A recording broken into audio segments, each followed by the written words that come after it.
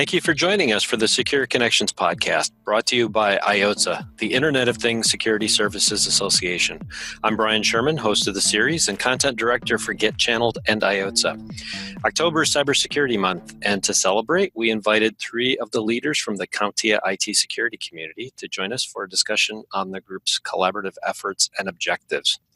CompTIA is the official research partner for IoTSSA, and their team created a special IoT and cybersecurity presentation that they've been using at our live events, including Lisa Person, who is joining us, Director of Member Communities for CompTIA.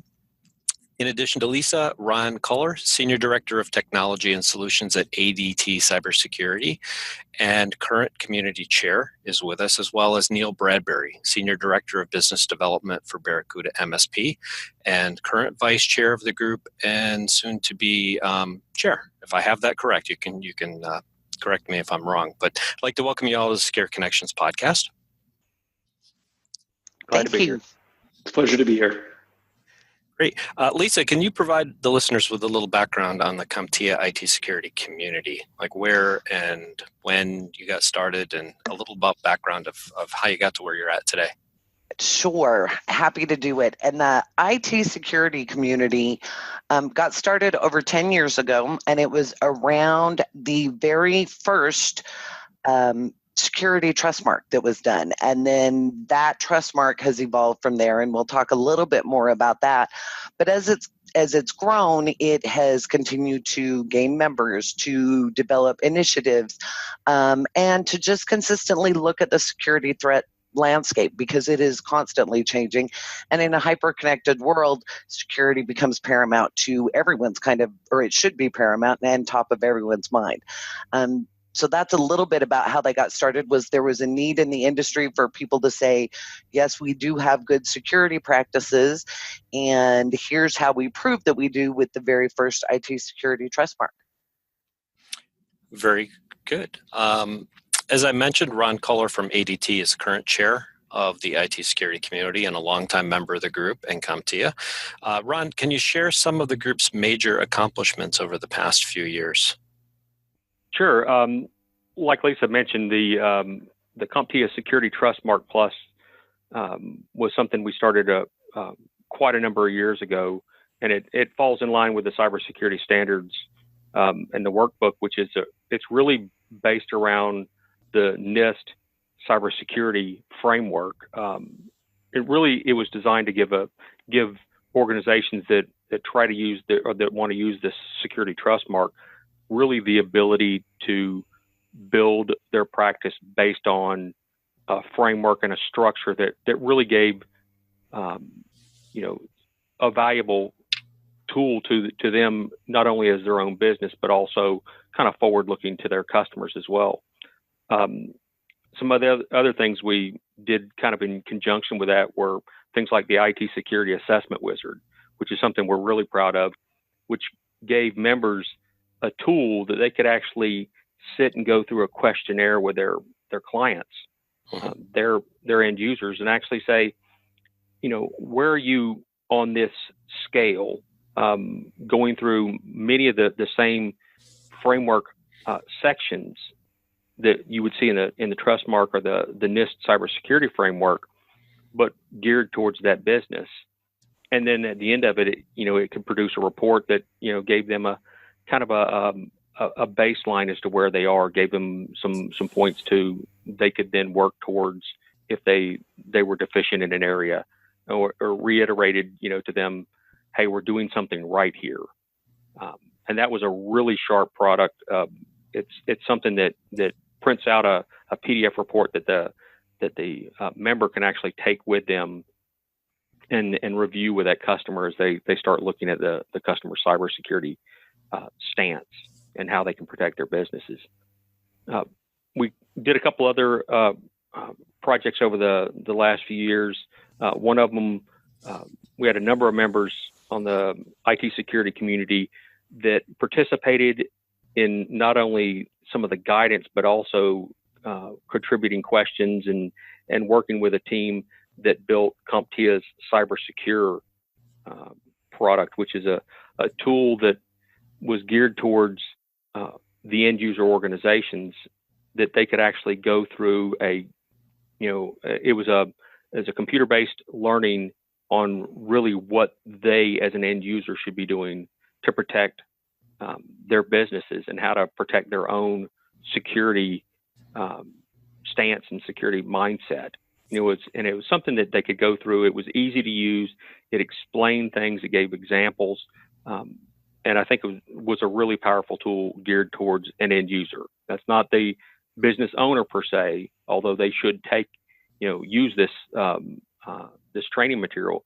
But it was geared towards the actual users that were sitting inside of that company's business. So people in HR and sales and all kinds of down to operations. So it was really geared towards everybody. And then one of the things we really liked was our security videos, where they had different members of our group actually would sit down and talk about, try to explain what these technology terms are and why you needed these particular pieces inside of your organization. So for all four of those are great tools that I know that the group has built, Ron. The audience for those is IT business owners, right? And it's a variety of ways of tackling their business. Well, the Security Trustmark, the Assessment Wizard, and even the videos are geared towards the IT business owner to an extent. The IT business owner can take that Security Assessment Wizard and actually take it to their customer, to their end customer. And the Cybersecure was designed for the actual end customer. Makes perfect sense. So these are awesome tools, and I'm very familiar with especially the IT Security Trustmark Plus. Can you tell us a little about, I know you said that the group has built this, there was a control group, you use NIST as the framework. What is the value as far as with cybersecurity being huge, especially for the channel audience, which is IoTSSA, primarily MSPs, MSSPs. For that channel audience, how do you see this being utilized by that group or that community? Well, the big thing is it gives them a baseline. So it gives them a framework to build towards. It's rare that you'd find somebody that is able to immediately tick off all the boxes, especially if you're converting from an MSP into the security space, or if you're coming from the VAR reseller world and then moving into more of a managed services architecture. So it gave somebody that didn't necessarily have all of the pieces in place today. It gives them something to work for. But at the end of the day, it's an accreditation that says my IT company is performing all the necessary pieces. We're basing off of an industry standard that enables us to say we're delivering a secure product to you, and our secure product may be our monitoring services or our management services. It's the framework that says I, as a business, know these criteria and have built a business around these criteria that give me the ability to deliver secure services to you as a business. Hey, and this is Lisa again, Brian and Ron. If you don't mind, I'd love to chime in. Sure.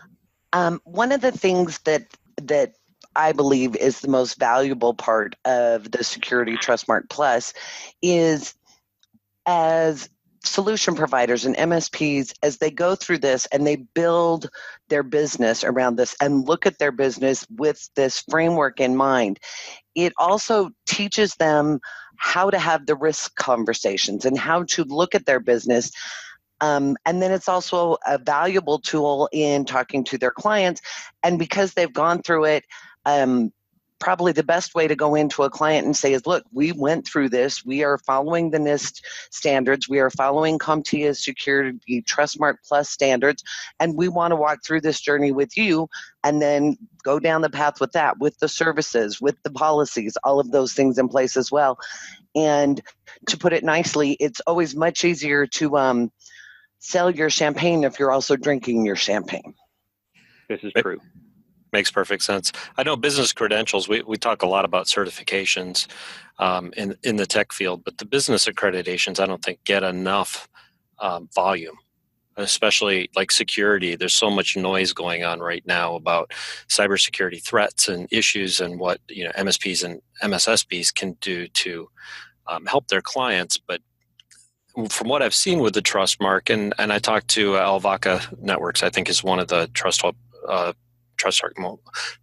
holders for this particular Trustmark, and they've said they've used it to really help differentiate their business as well, which I think on the marketing aspect of it gets undersold because we're looking so much at the best practices, but it really helped them to build some depth around their security practice. I completely agree. It's a tool that in the security world, when it comes to like business accreditations, there's a lot of terms get thrown around there, and some of the accreditations out there have kind of evolved over from the financial services world, and really were not as robust as the NIST cybersecurity standards, which means they're not as robust, I think, as the CompTIA Security Trustmark Plus, in that the Trustmark gives you a framework to build around. Some of the other industry accreditations, are extremely expensive, but it's based on what you want to be accredited for. So it's more of a practice accreditation versus building a framework around what are the industry standards for how to set up your business from a security standpoint, and understand your risk and understand where you need to apply these new tools and techniques and the framework against your own business. I think that it definitely sets a good standard, and that's the one. I guess standard is a good place to put it too, because a lot of companies, it's very easy to call yourself a cybersecurity expert, but it's another thing to actually prove it. That's right. I think that's the one way that the Trustmark definitely sets that apart. There's also, as far as I don't want to point out any particular company, but there are people that will help an MSP or an MSP get through this process once they sign up too, right? There's options for that, for them to work with other companies, maybe at additional costs. Yes, and it's and that's also one of the reasons the cybersecurity standard and workbook is put in place. It's really to give a guide. So there's a lot of things that in this. It is a new architecture for a lot of businesses that look at implementing going for this Trustmark. So there's a lot of things there that you have to look at and assess. Am I actually doing this, and is it something I need to put in new policies, new procedures for, and how do I go about doing that? How do I write the right policy, get the right people involved, and that's something that if you just try to go out and do it yourself, you could spend a lot of time and energy, not getting there, and take advantage of some of the people that have gone down this path before and are experts in helping do this. Makes perfect sense. And I know all the tools that you developed are for the business of technology, I believe is the right term. But the Cybersecurity Wizard, for example, is, if I'm correct, is an assessment tool that providers can take into their clients and show them maybe some of the vulnerabilities that exist to help sell cybersecurity. Is that correct, Ron? It is. It's something that they can go down a list, and actually, walk through that. It's almost like a pre-risk assessment. You're asking, the business, do you do these things? Do you have these pieces in place? Have you considered these, as this type of a business? If I'm in healthcare, I've got HIPAA criteria, but there are also other pieces in there that I may or may not need to address. But it was designed as something that any service provider could bring into their customer, go through this list of questions, and then produce a report with some actionable items on there. Maybe we need to upgrade the type of firewall that you have in place, or implement an encryption procedure or process inside an organization. It could be that, we need to look at beefing up their backup data recovery pieces, or their email capabilities and things like that. So it really gives a lot more actionable items for that service provider in that relationship with that customer. That makes sense. And a very good way of looking at this too is understanding the community and the collaboration that goes in. It's MSPs, service providers, vendors, distributors. You have a very broad group of technology business people working in the community. So the tools that you're developing are very comprehensive. So not to say that, a single vendor's piece might not be as great, but when you're looking at all of these different philosophies going into it, suggestions, ideas, I think the Cybersecurity Wizard is very well thought out and a good option for members to be able to use with their clients. It's been one of the most popular tools for a number of years running from CompTIA side. And it's something that, we recommend that everybody, every solution provider, service provider out there actually run this on themselves and ask themselves the exact same questions, get used to this process. And then it gives them a tool to go back out and have that conversation with their customer. Very good. And the cybersecure to the next kind of takes it to the next level too, is addressing one of the biggest vulnerabilities that many businesses have, which is the people. That's correct. At the end of the day, no matter how much technology and policies and procedures you put in place, if the people actually sitting in front of a computer at a business aren't paying attention and aren't following those policies and procedures, don't know what to look for, and don't know how to react when something happens, then it's for naught. So the cybersecure gives the end user, in terms that they can understand, exposure to what the security risks are, and what, by not following some of these things, what that could potentially do for that organization that they're in, and then how to go about, how do I recognize some of these things? What do I do if I see this new type of threat that I've never seen before? If I see something new come in, maybe it's a phishing email or some new method for social engineering or something.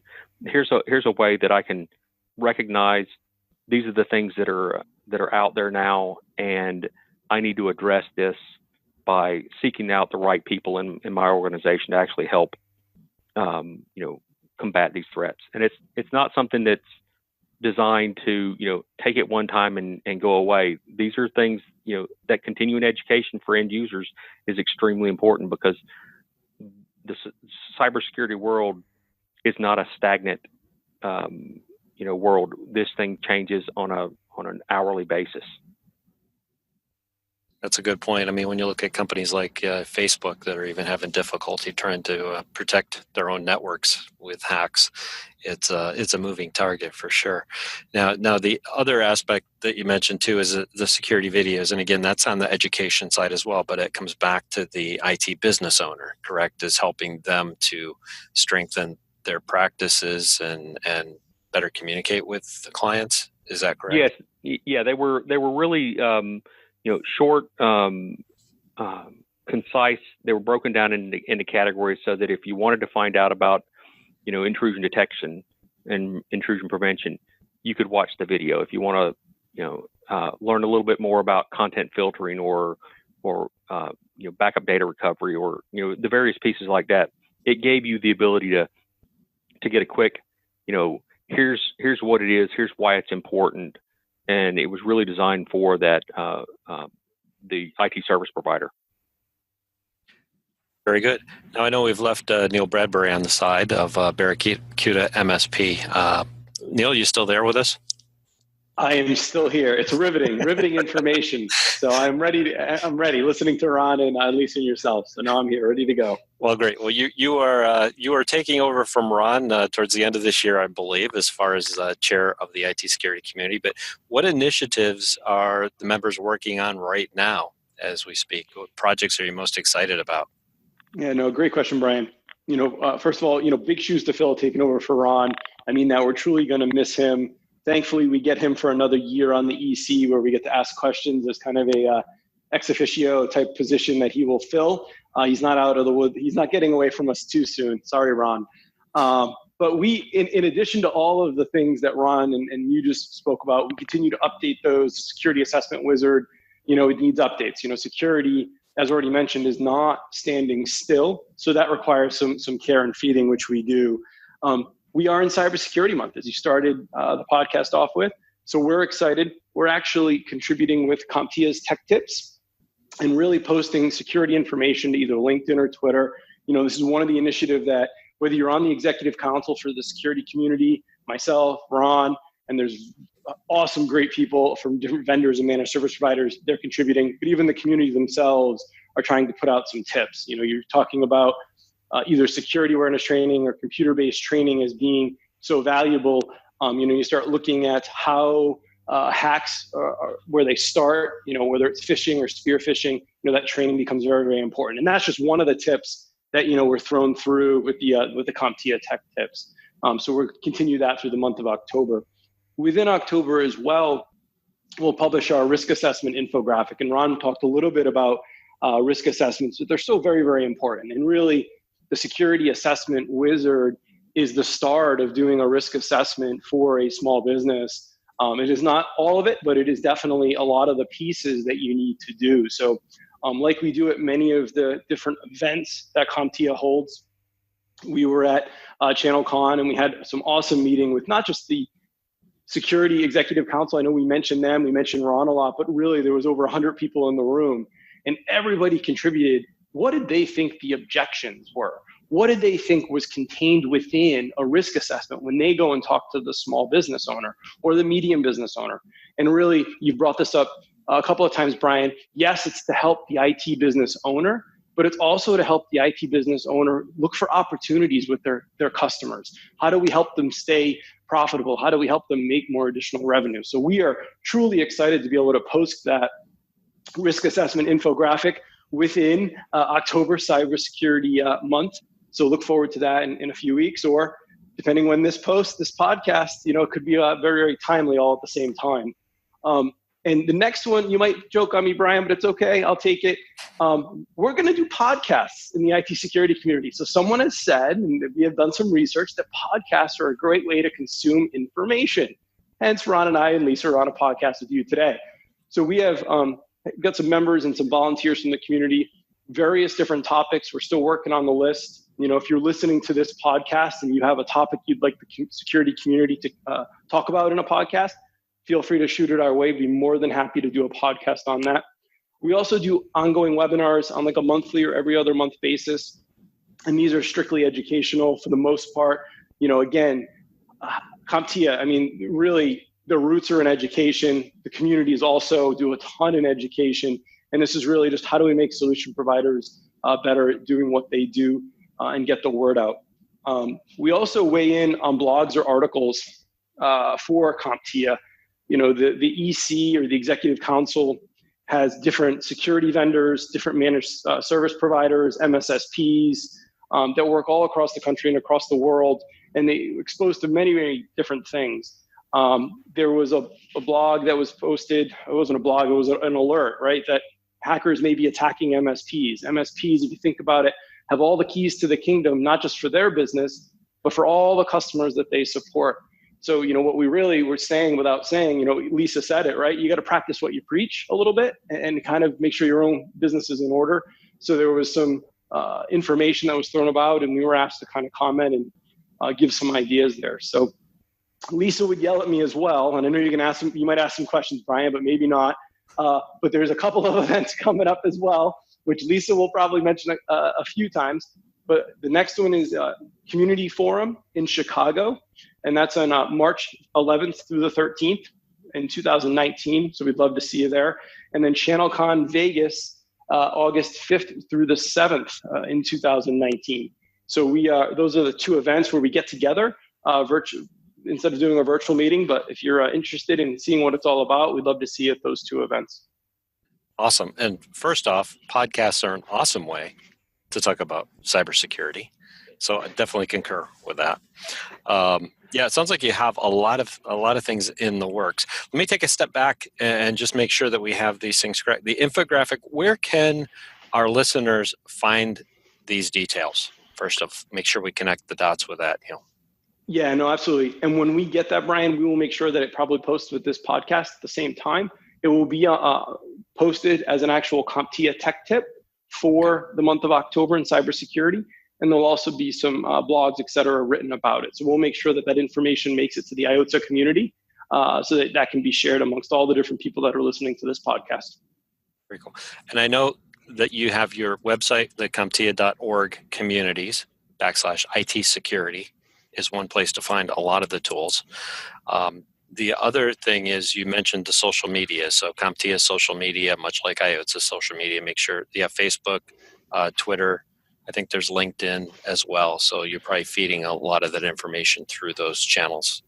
We are, and probably one of the most active is probably Twitter and LinkedIn. And specifically with LinkedIn, the IT security community maintains a LinkedIn group. So there's a lot of discussions and information shared there as well. So if, that's another way to get involved, which I know some stuff we'll talk about in the future, but, feel free to join that community. Great. Well, let me bring Ron back into this discussion, and then I'll circle back to you, Neal. Why did you decide to volunteer for a leadership position within CompTIA? What's the reward for you and your business? Well, for me, it's more of giving back to the community. I've been in the IT and technology world for well over 30 years now, which, yes, I am getting gray, but I'm not old by any means.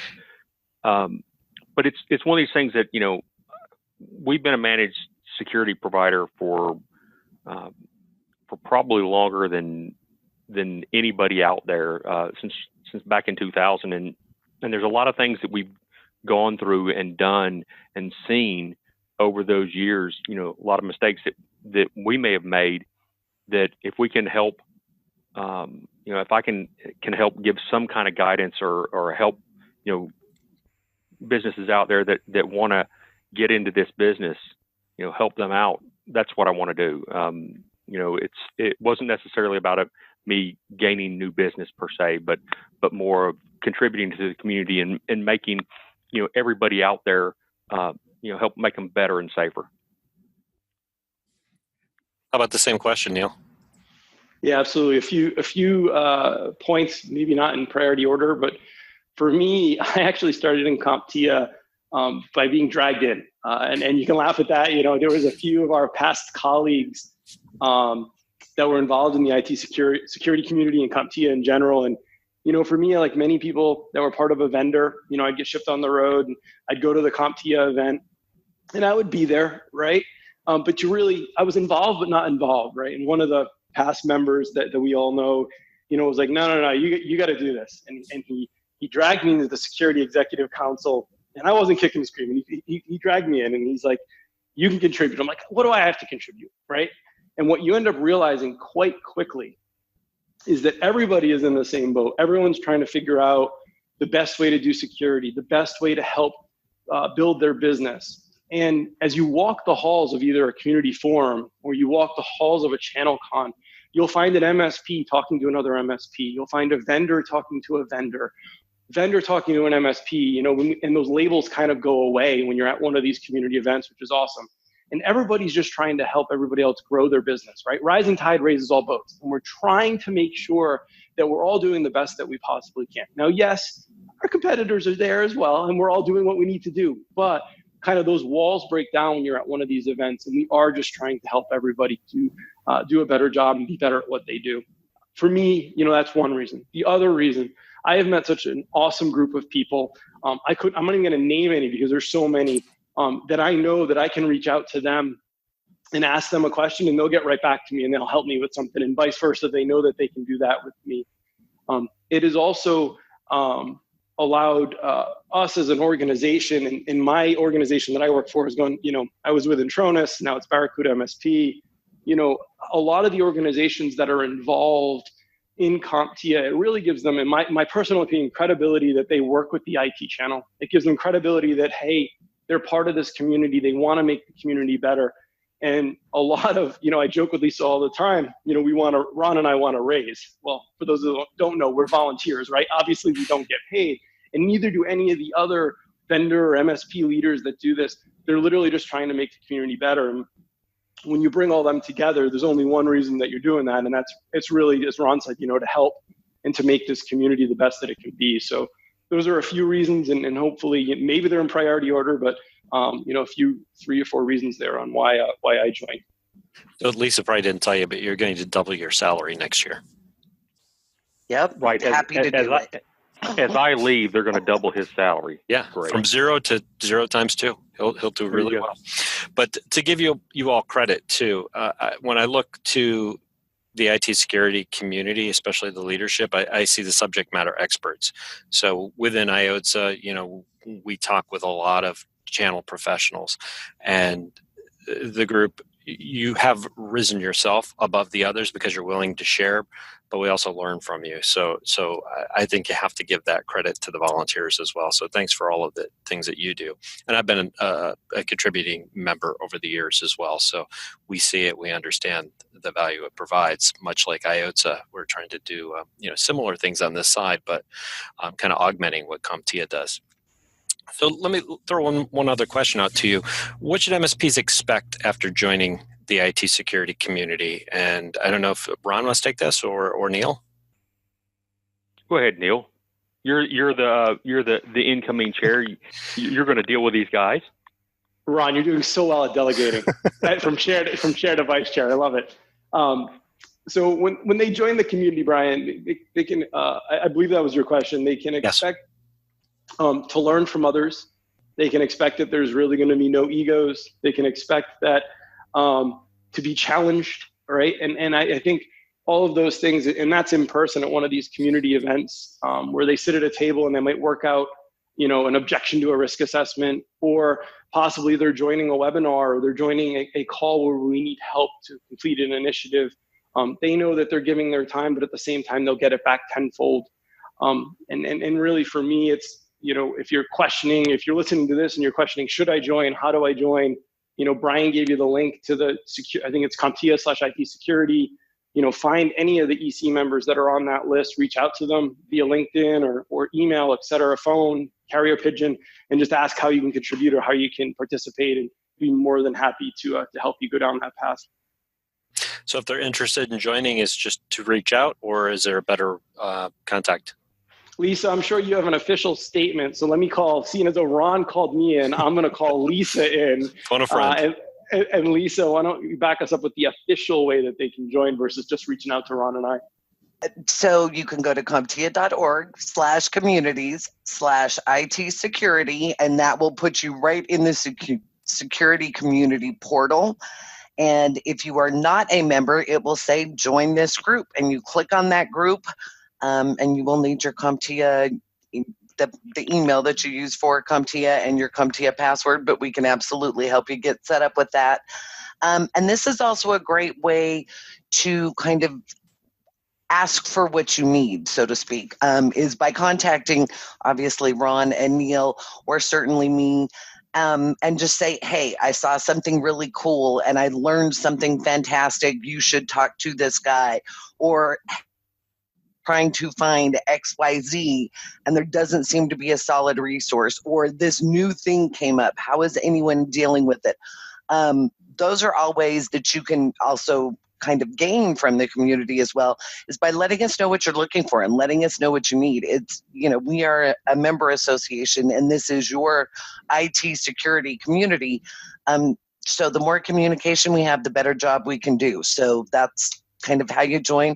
And certainly anyone who would like to reach out to me, my email is lperson@comptia.org. So it's super simple. And I'll put one thing in here. Security is really one of the base communities that stretches across all the other communities. So, whether you're a managed service provider or you're looking at IoT, emerging technologies, whether you're a future leader, women in the channel, all of these various communities all have ties into the cybersecurity world. And if you're in the business of bringing technology solutions to your customers, then security has to be a priority. And so we take pride in the fact that we can kind of play in any community and bring value to it. So if you're a member of our community, you're bringing value to every other community out there. Excellent point, Ron. Good place to leave off for today. So on behalf of IOTSSA, I would like to thank the leadership team from the CompTIA IT security community for joining us today, and appreciate those of you who took time to listen to our conversation. I encourage you to check out all the great cybersecurity content on the association's website, IoTSSA.com, as well as CompTIA, as we mentioned before. So with that, I'd like to close for the day and say thanks and have a phenomenal day.